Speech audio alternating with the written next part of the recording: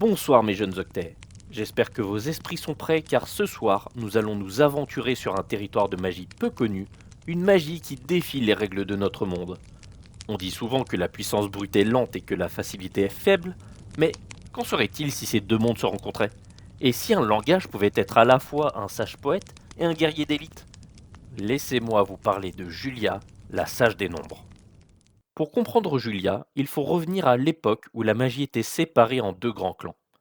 D'un côté, nous avions les magiciens de la puissance, les vieux mages de C et de Fortran, capables de manipuler l'énergie de l'univers avec une précision chirurgicale.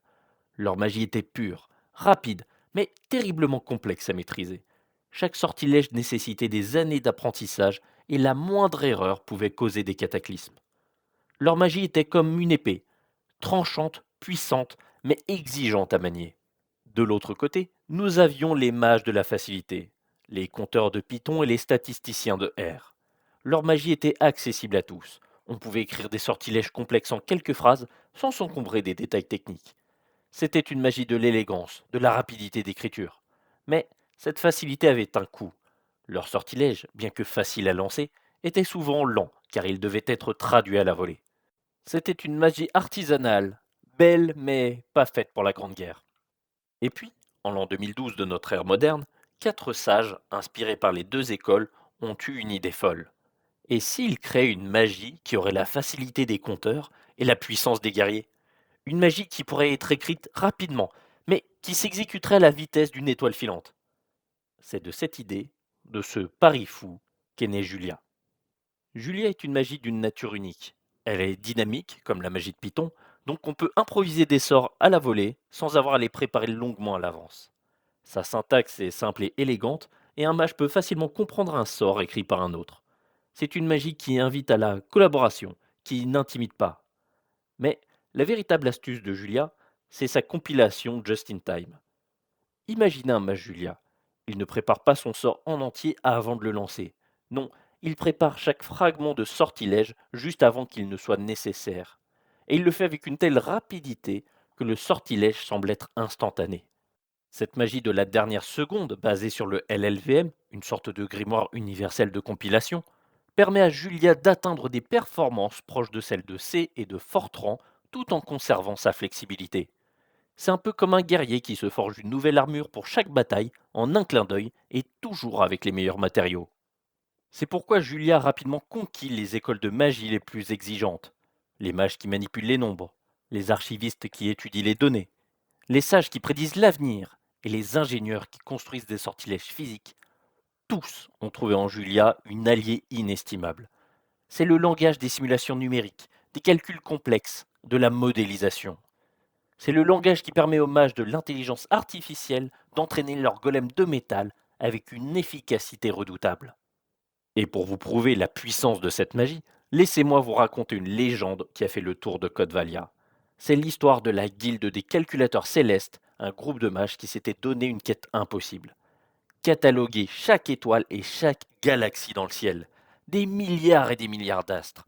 Leur grimoire était rempli de 178 téraoctets de données. Un volume si grand qu'il aurait pris des générations de mages pour en venir à bout avec la magie traditionnelle.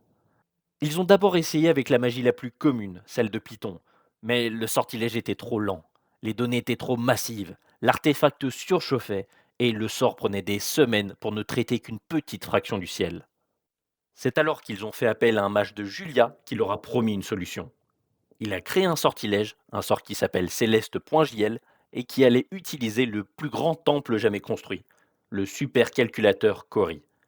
Imaginez un temple avec 650 000 scribes travaillant en harmonie parfaite, chacun ayant son propre parchemin, traitant des données à une vitesse inimaginable.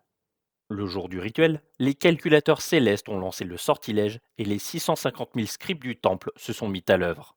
Des flux de données massifs, des calculs gigantesques, des formules mathématiques complexes ont été résolus en une fraction de seconde.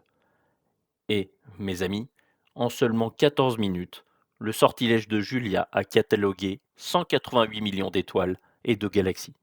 C'était une prouesse magique qui a fait pâlir les anciens mages. Le sortilège a atteint un niveau de puissance de 1,54 pétaflops par seconde, une mesure de puissance que la plupart des mages ne peuvent même pas concevoir. C'était la preuve que Julia avait tenu sa promesse. La puissance et la facilité pouvaient exister dans le même sortilège. Alors, qu'est-ce qui rend cette magie si spéciale? Déjà, il y a sa vitesse et sa simplicité. Par rapport à ça, Julia est un paradoxe vivant. Il se lit comme un sort de Python, mais aussi puissant qu'un sort de C. Ensuite, il y a l'interopérabilité. C'est un langage diplomate.